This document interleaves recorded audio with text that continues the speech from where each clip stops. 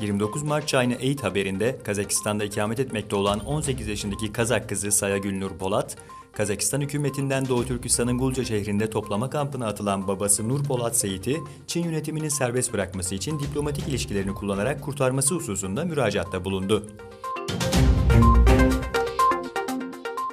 ABD'nin Maryland eyaletine bağlı Baltimore şehrinde düzenlenen Kuzey Amerika İslami Çevresi adlı kongrede Uygurlar Çin'i eleştirdikleri için kovuldular. Olay daha sonra sosyal medya hesaplarında paylaşılan videolar ile aydınlatıldı. Kazakistan'da 2018 yılı bitimine kadar değeri 1 trilyon tengeyi bulan 150 yeni proje hayata geçirilecek. Kazak TV'nin haberine göre demiryolu tekeri ve geniş çaplı çelik boru üretim tesisi, polipropilen fabrikası gibi söz konusu projeler, Sanayi ve Yenilikçi Devlet Programı çerçevesinde gerçekleştiriliyor. Boko Haram, Nijerya'nın kuzeydoğusundaki Borno eyaletinin başkenti Maiduguri'de pazar akşamı yerel saatte 20:30 sularında bombalı saldırı düzenledi.